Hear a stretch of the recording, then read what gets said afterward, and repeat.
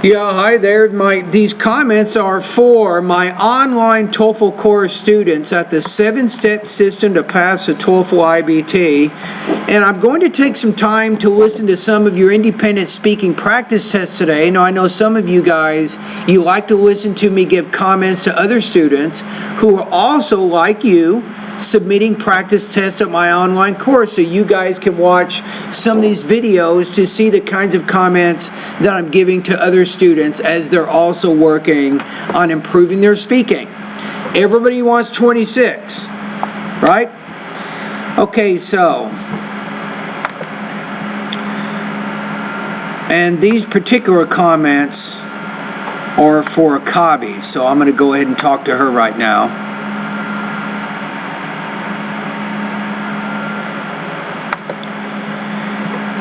Yeah, hi there. These comments are for Kavi, and you sent me, it looks like, an independent speaking practice test. At first, I could not open the file. I think this was independent speaking practice test number 4. So I'll just put independent number 4. And the first time you sent the file, it was an AMR file, but now you send it as an MP3, and I can open up that for sure.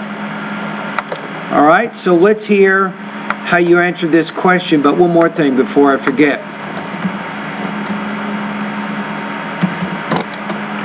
Let me see what this question is, actually.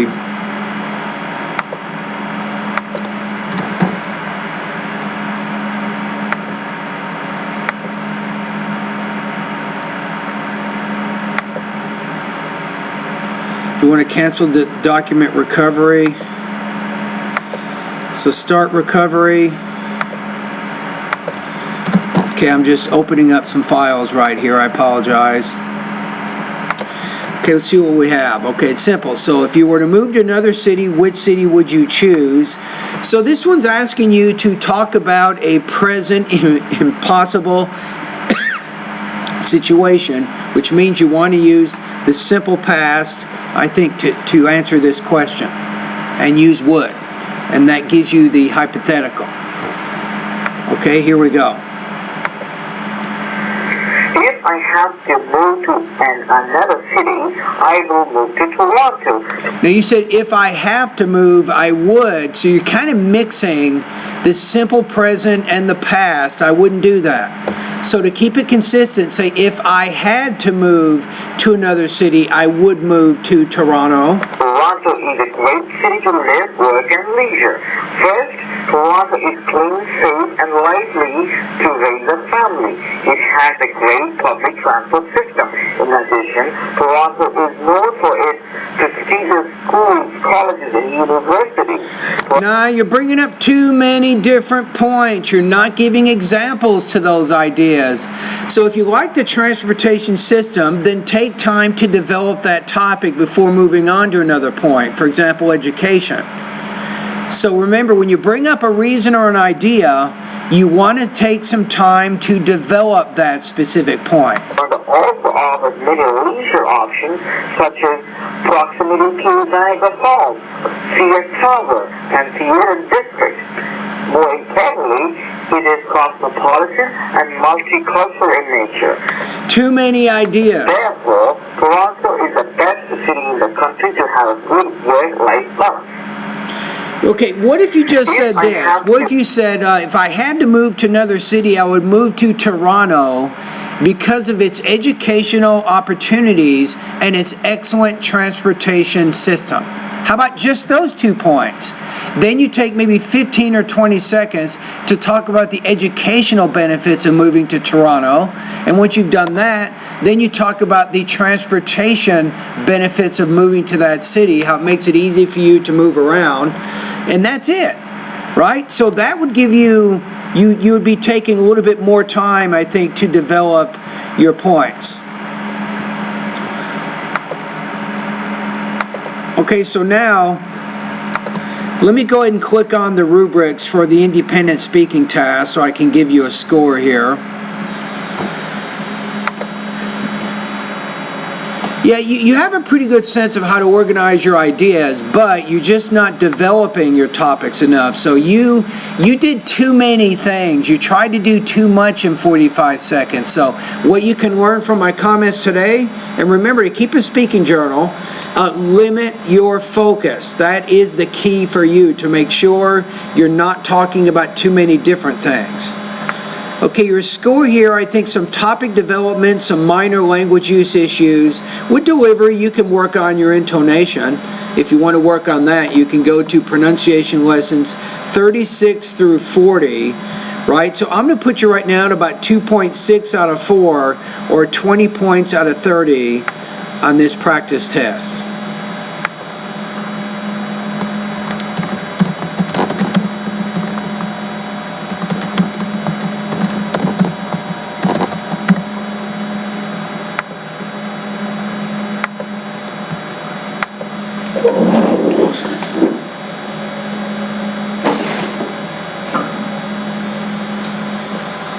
Okay, let's see. So now I need to send her an email.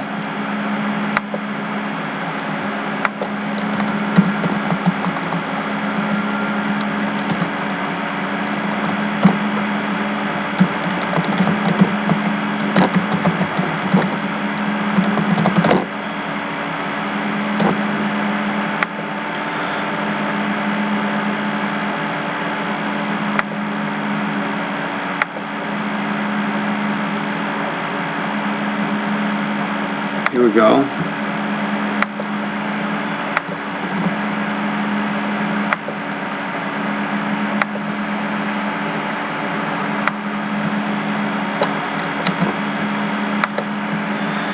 So hopefully the student, after doing this particular practice test, she'll get in the brain to really take time to give details for the reasons or the generalizations that she provides in the speaking, and that helps her to have more progression of ideas and more depth and complexity of thought to the ideas.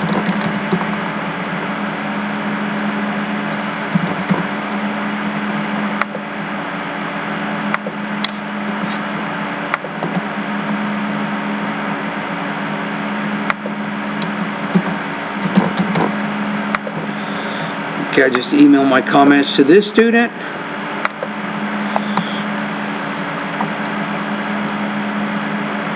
And I go to the next one.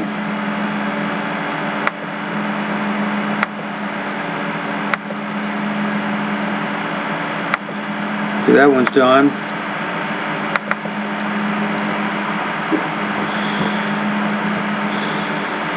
So we have my next student here. Let me download his practice test.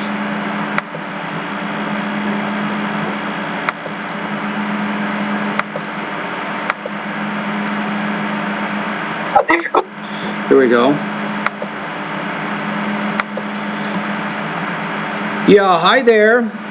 These comments are for Marcelo, and I am Michael, the founder, owner, and the materials writer for all of your lessons at the 7-step system to pass a TOEFL IBT. I'm going to just go with sending the emails for right now until I figure out something better. My website, if you guys send the speaking to my website, I figured out that there's no easy way to delete the files once you put them in my website, and I can't have all these extra files at my website every month. It'll probably crash my server. So I'm going to go ahead and take a look at what you did here. So you're doing independent speaking practice test number 157. So it says, describe a difficult class that you have taken. Then explain the most important thing you learned from taking that class. Use examples and details to support your response. All of us have had that class. I took a Spanish literature class way back when, man. It was tough. I worked as hard as I could. I got a C out of the class, and I was happy. That was the best I could do. All right, so let's go ahead and listen to your response.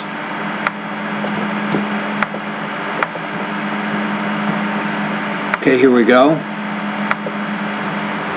A difficult class that I had taken happened when a teacher was showing us how to calculate electrical waves. First of all, in that time I was in the class about electricity, so the teacher was introducing us the mechanics about electrical waves. In addition, I learned a lot about electricity.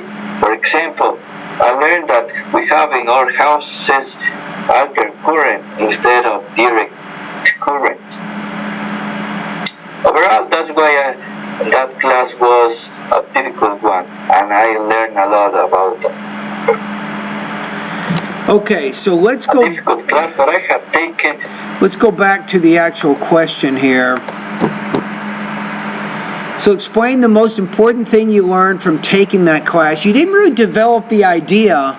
So I think if you talked about the classes, well, the most important thing I learned about the class was about what the electricity is that we get in our houses or something. Then you spend the rest of the time explaining what you learned about that specific thing. So you needed to really develop, I think, your topic a little bit more than you did. So you were missing some specific details and examples in there to help explain your response. Remember, you're talking to a guy who really understands nothing about electricity. And I mean, I know nothing other than how to put a plug into the wall and then the light turns on. But if you ask me why does that happen, I don't know. I really don't. So I felt like you didn't really give me enough information to really understand what it is you actually learned from taking that class. That's the topic development comment that I'm giving you right now. So that's really the big thing here. You have pretty good control of your language use. You're working on your delivery. I think you're making some improvements in that area.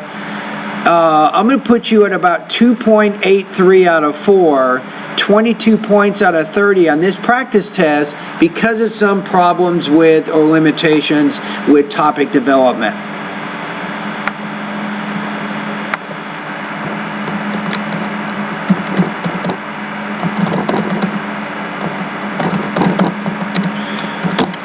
So if you notice, both students today have exactly the same problem. They're not giving enough examples or details to support their ideas. So if you're watching this video, you want to make sure during the TOEFL IBT speaking, if you are asked a question like this, you want to take time to develop the topic. You're showing you have specific vocabulary to help answer whatever the question is.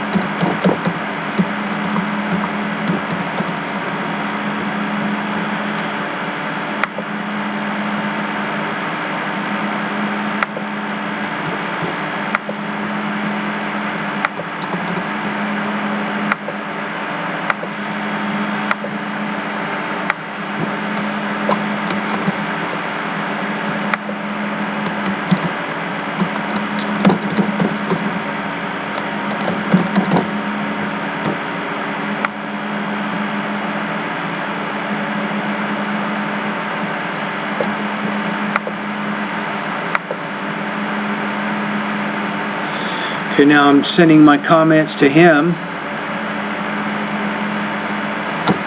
Got it.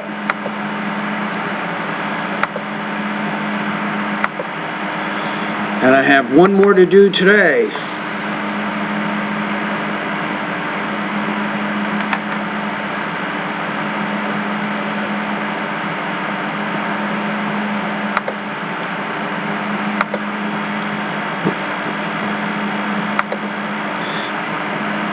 This student's doing a lot of pronunciation practice, which in my opinion is a great idea. Because if the delivery is good, a lot of students can reach 26 because they're already good with language use and topic development, but not in the last two cases as you saw. But if the delivery is good and the other two areas are strong, students definitely going to get 26. John Noel was born in Braintree. Okay, now I just need to find this file. And this guy, what he's doing is he goes to my pronunciation area in my course, and he's completing some of the sentence and paragraph readings, and I give him comments on that.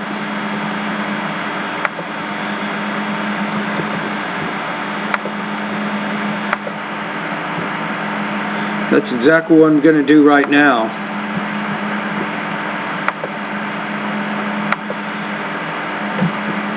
Yeah, hi there. These comments are for Brian, and I am Michael, the founder, owner, and the materials writer for all of your lessons at the 7-step system to pass a TOEFL IBT, and I think I have it. So you're doing some pronunciation practice here. So you're doing a practice exercise 2. I like this. So you're taking some of the sentences and the paragraph readings. This is where I think I can give you the best feedback. I like to hear how you naturally will read certain things.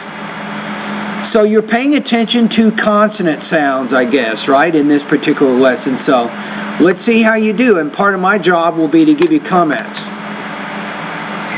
John Nolan was born in Braintree, now Quincy, Massachusetts, on October 30, 1735, in a small south-post house, still standing and open to visitors. His father, John Adams. So you want to say still standing and open to visitors. John Nolan was born in Braintree, now Quincy, And even the word Adams, John Adams, Adams. Massachusetts, on October 30, 1735, in a 1735, I would say 1735, 1770, 1880, 1990. small south-post house, still standing and open to visitors. Yeah, still standing and open to visitors. Now the word still, it's not steal, but still. So there's a difference between meet, beat. So it's still. His father, John Adams, a deacon and a fifth-generation Massachusetts farmer, and his mother, the former Susanna Boyston Ward, their son Rod, both fond of reading. Okay. So they resolved to give Bucklish inclined John a good education. He became the first of his family to go to Again, the word first, not fierced, but first. college when he entered Harvard in 1751. Again, 1751.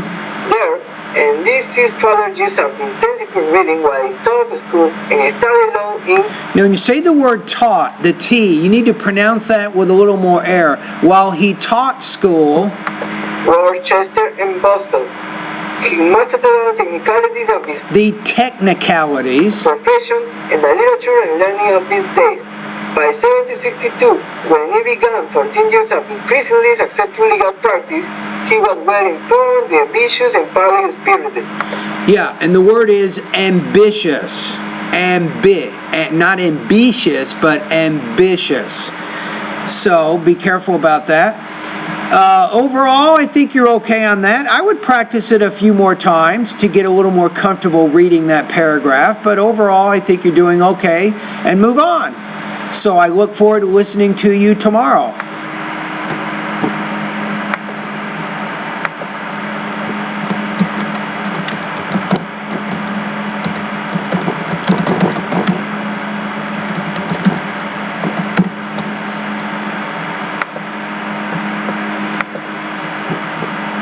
Let me send my comments to him.